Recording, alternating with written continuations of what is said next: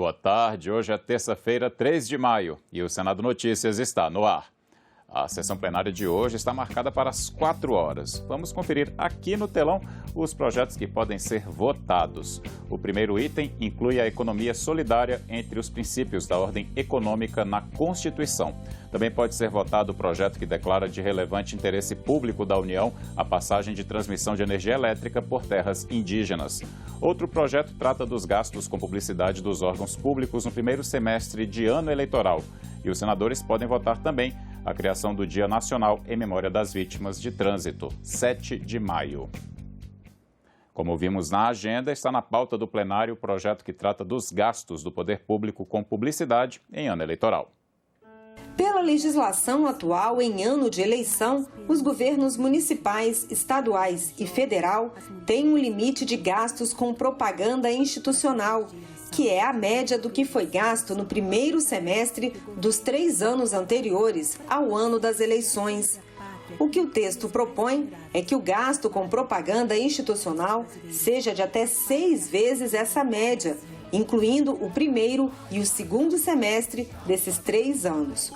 O texto prevê ainda que os valores sejam corrigidos pelo Índice Nacional de Preços ao Consumidor, o IPCA. À medida que você possibilita que tenha um aumento dos gastos, de propaganda institucional em período eleitoral, necessariamente você está gerando um desequilíbrio na disputa, porque o gestor, aquela pessoa que já tem um mandato eletivo, que está ali já na máquina pública, já tem a máquina na mão, ela vai se beneficiar dessa propaganda institucional em face de outra pessoa que vai entrar na disputa e por vezes não tem ali todo esse aparato ao seu dispor. Apesar de a legislação eleitoral vedar propagandas do governo 3 meses antes das eleições, o projeto libera as campanhas contra a Covid-19. O texto muda também as regras para a licitação e contratação de serviços de comunicação institucional, incluindo a comunicação digital. Antes, esses serviços eram licitados pela modalidade de menor preço. Pelo projeto, essas licitações passam a ocorrer na modalidade de técnica e preço, ou melhor técnica. A técnica é importante para que a administração consiga selecionar quem de fato vai conseguir entregar o serviço conforme a demanda, evitando possíveis problemas que incorram aí da seleção de uma empresa, de uma contratada, apenas por conta da precificação de serviços. Nesta quinta-feira, a Comissão de Infraestrutura e a Comissão de Assuntos Econômicos vão fazer audiência pública sobre a medida provisória que flexibiliza regras do setor aéreo. O texto foi aprovado na Câmara dos Deputados no dia 27 de abril e precisa ser votado pelo Senado até 1º de junho.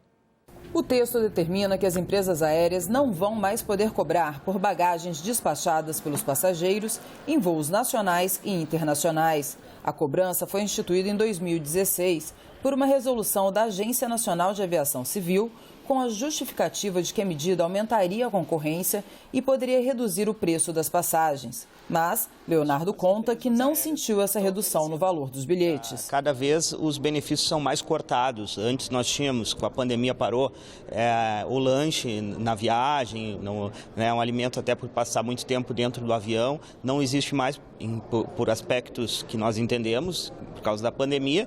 Então, pelo menos alguma vantagem, algum benefício, esse consumidor tem que ter. Eu acho justo e nada mais do que adequado que as empresas aéreas ofereçam algo ao consumidor. Já estava demorando para que isso acontecesse. Uma medida oportuna e justa, porque quando houve há poucos anos aquela medida para se cobrar a bagagem a fim de não aumentar as passagens, houve algum protesto, mas no final a compreensão. Só que as companhias aéreas não cumpriram, continuaram aumentando. Hoje, os preços das passagens aéreas são exorbitantes. A MP altera dispositivos do Código Brasileiro de Aeronáutica e de outras leis que regulam o setor. De acordo com o governo, as medidas fazem parte do programa Voo Simples, lançado em 2020, para reduzir a burocracia. O texto também determina o fim da diferença entre serviços aéreos públicos e serviços privados, além de mudar valores e tipo de ações sujeitas a taxas pela ANAC. O senador Nelsinho Trade convocou uma audiência pública com representantes do setor para debater o assunto. Há uma falta de consideração para o consumidor nessa questão. Qualquer cidadão comum que vai num balcão de qualquer empresa aérea vê uma confusão, vê uma briga, vê uma discórdia, vê um ambiente tumultuado.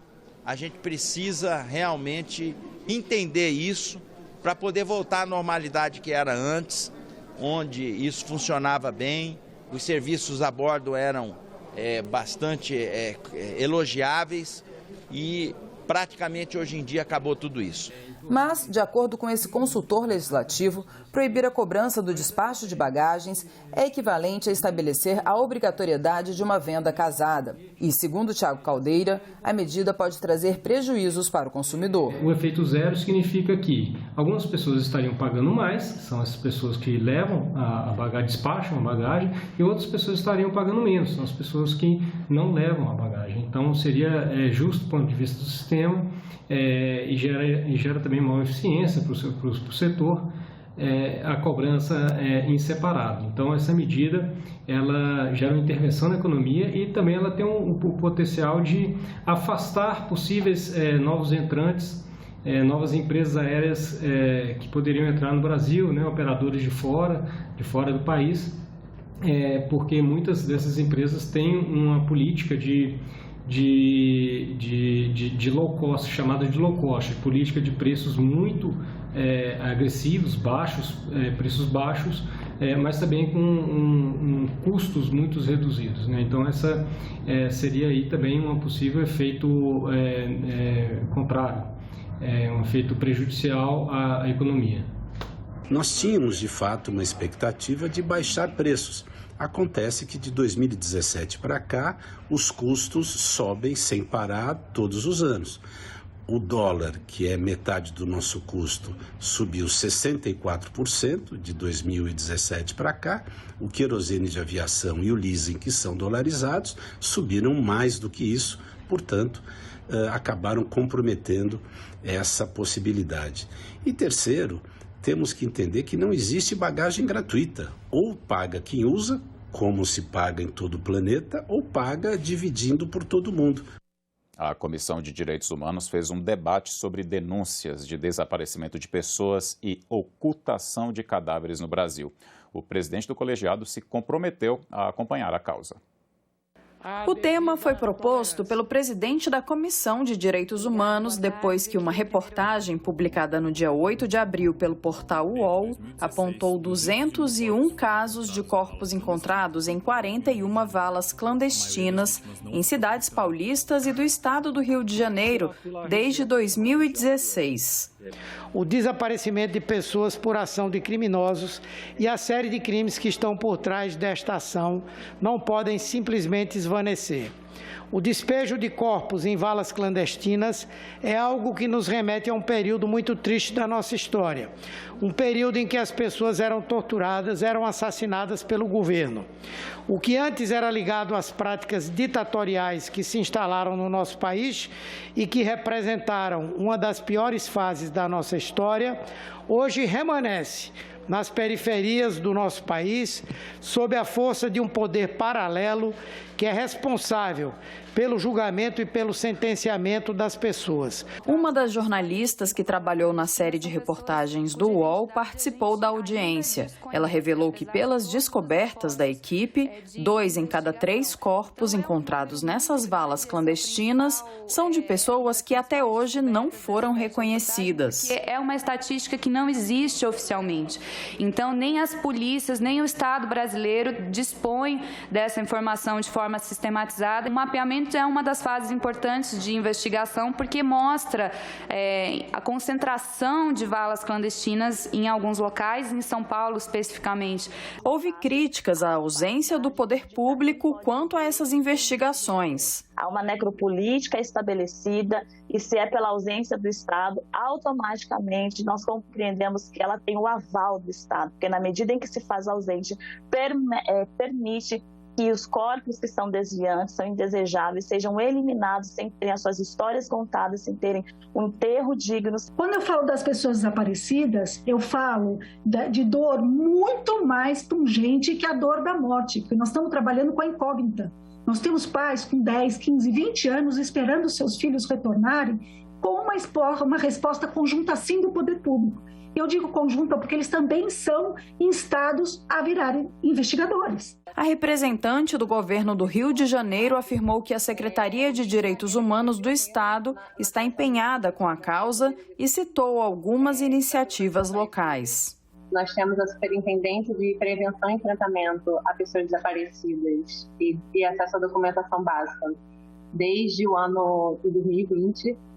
Temos também a criação de alguns núcleos, né, de atendimento aos familiares de pessoas desaparecidas, né, em vários municípios do Rio de Janeiro. Dentro da parte da Polícia Civil, né, nós temos a Delegacia de Descoberta de Paradeiros, que também tem um trabalho magnífico. A promotora de Justiça, Eliana Vendramini, cobrou a aprovação de um projeto de lei que tramita no Congresso há quase 10 anos, o PL 6.240 de 2013, que tipifica o crime de desaparecimento forçado de pessoa. Nós vamos identificar como anda a tramitação desse projeto, se ele chegou a ser arquivado ou não, e vamos acompanhar essa tramitação. Antes desse debate, a Comissão de Direitos Humanos votou algumas propostas. Um dos projetos aprovados cria um programa para amparar crianças e jovens órfãos. Outro cria o Estatuto dos Povos Ciganos. A Comissão de Assuntos Sociais aprovou hoje o projeto que altera o Estatuto da Igualdade Racial para regular os dados de igualdade racial no mercado de trabalho. O texto vai ser apreciado agora na Comissão de Direitos Humanos do Senado. A autoclassificação étnica e racial pode vir a fazer parte dos registros administrativos dos trabalhadores. Os dados vão constar nos formulários de admissão e demissão do empregado, nos registros de acidentes de trabalho, no Sistema Nacional de Emprego e ainda na Relação Anual de Informações Sociais, na inscrição na Previdência Social e em pesquisas do IBGE. O texto aprovado na Comissão de Assuntos Sociais prevê ainda que o IBGE deverá realizar uma pesquisa a cada 5 anos para identificar a ocupação étnica e racial dos cargos públicos, para acompanhar a implementação da Política Nacional de Promoção da Igualdade Racial. Esse é um projeto que visa contribuir para o debate em relação ao racismo estrutural que tem no país. Não obriga nada a ninguém. É apenas iniciativas, são propostas, chamo propositivas, afirmativas, que haverão, com o andar da carruagem, contribuir para que todos tenham direitos iguais nesse país. O plenário do Senado promoveu nesta segunda-feira uma homenagem aos 30 anos da Associação Brasileira dos Promotores de Eventos. Os participantes destacaram que o setor movimenta bilhões de reais no Brasil. Fundada no dia 18 de dezembro de 1992 em Brasília, a ABRAP, Associação Brasileira dos Promotores de Eventos, representa empresas, produtoras e promotoras de eventos culturais e de entretenimento no Brasil. Falar dos 30 anos da ABRAP é valorizar o associativismo, que é a união, né, dos setores, a união da sociedade civil, e é valorizar também o voluntariado, né, que são as pessoas que utilizam-se do seu esforço em prol, né, de uma causa comum. O senador Nelsinho Trade, que presidiu a sessão, destacou que o setor de eventos movimenta bilhões de reais todos os anos no Brasil. Em 2019, de acordo com o estudo da consultoria Nilsense para a União Brasileira de Promotores de Feiras, os eventos de negócios presenciais representavam 4,6% do PIB do Brasil. Outra área importante em que estão empenhados os associados da ABRAP, o turismo, em boa parte alimentado pelo negócios e eventos, representava, em 2019, antes da pandemia, 7,7% do PIB do Brasil. O diretor jurídico da entidade lembrou que o setor foi um dos mais afetados pela pandemia, mas apesar disso, conseguiu se recuperar. Foi o único setor da economia brasileira que resetou, que foi ao zero ao faturamento e que sobreviveu. Estamos em sequela ainda, mas estamos vivos e vamos retomar com a máxima velocidade possível. Parabéns à ABRAP pelos 30 anos de sucesso e de contribuições fundamentais para o desenvolvimento da economia e da cultura brasileira.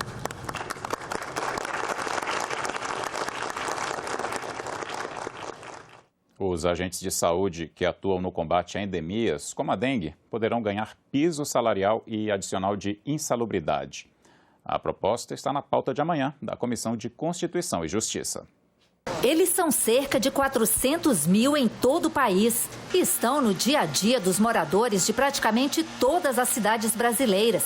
São os agentes comunitários de saúde e os agentes de combate a endemias, como a dengue, por exemplo.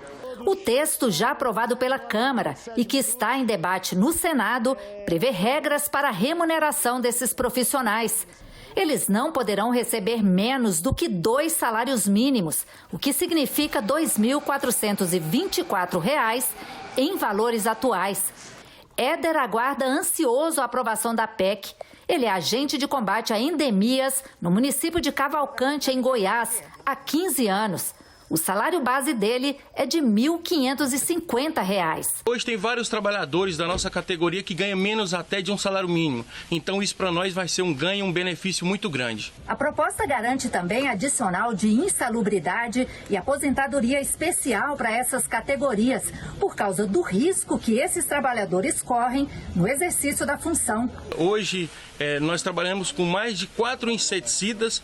Então, essa insalubridade e essa aposentadoria especial, para nós, vai ser de suma importância e de grande valia. Os recursos para garantir o piso desses profissionais serão bancados pela União, com dotação própria prevista no Orçamento Geral, e repassados aos estados, municípios e Distrito Federal, que também poderão estabelecer outras vantagens e incentivos para valorizar o trabalho dos agentes. Caso os estados, o Distrito Federal e os municípios queiram pagar mais do que 2 salários mínimos aos agentes comunitários de saúde e de combate a endemias, podem esses entes criar novas vantagens, mas aí essas novas vantagens, para além dos 2 salários mínimos, devem ser arcadas com recursos próprios dos entes subnacionais. Agentes comunitários de saúde e agentes de combate a endemias de todo o Brasil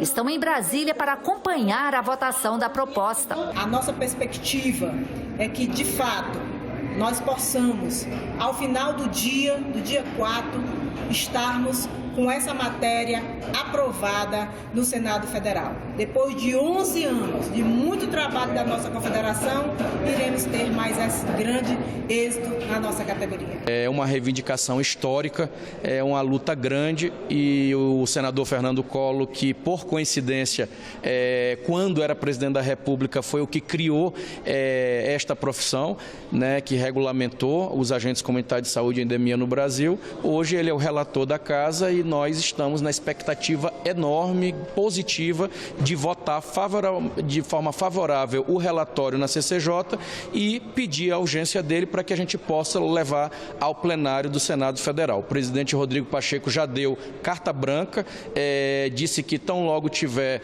já vencida todos os trâmites da etapa das comissões, ele já estará se colocando à disposição para enfrentar o assunto no plenário. A Comissão de Constituição e Justiça pode votar também a proposta de emenda à Constituição que aumenta a idade máxima exigida para ingressar no Supremo Tribunal Federal e outros tribunais superiores. Atualmente, a Constituição determina que somente pessoas com mais de 65 anos podem assumir um cargo nos tribunais superiores, nos de segunda instância e também no Tribunal de Contas da União. A PEC, aprovada na Câmara, eleva essa idade mínima para 70 anos e tenta adequar a legislação às mudanças feitas na Constituição em 2015, quando o limite de idade para aposentadoria compulsória no Serviço Público Federal passou de 70 para 75 anos. Atualmente, com a qualidade que se dá à idade das pessoas, é extremamente natural e salutar que se aumente essa idade, que é bastante limitante, até de 65 anos, para 70 anos. Eu vejo com muito bons olhos essa PEC que está sendo discutida no Senado. O Ministério da Saúde reconhece que não houve nenhum caso de morte de crianças entre 5 e 11 anos de idade relacionado à aplicação de vacinas contra a Covid-19. A vacinação nessa faixa etária segue em ritmo lento e isso preocupa os especialistas.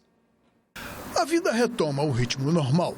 Os cuidados são relaxados, mas alguns sinais indiretos ainda incomodam. Segundo a Abrafarma, Associação Brasileira de Farmácias e Drogarias, entre a última semana de março e o dia 17 de abril, o número de testes positivos de Covid aumentou quase 28%.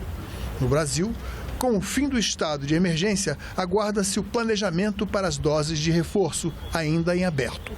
Enquanto isso, a imunização de crianças entre 5 e 11 anos segue em ritmo lento. Cientistas afirmam que quanto maior o percentual de pessoas vacinadas, menor a possibilidade de surgirem novas variantes. Por isso, é preocupante o fato de que pouco mais de 50% das crianças entre 5 e 11 anos de idade completaram a vacinação. As pessoas estão um pouco mal informadas, né? Talvez temerosas com algumas coisas que têm saído aí, né? De fake news, vamos dizer, né? E as pessoas ficam receosas, acredito que seja isso. Você chegou a ouvir algum boato assim que pudesse ser, que desclassificasse, falasse mal das vacinas? Que tipo de boato você ouviu? A gente como mãe escuta muita coisa, né? É que vai dar trombose, é que a criança vai ter mais sintoma do que se não tiver tomado. Mas a gente tem que confiar, né? Tem que confiar na ciência.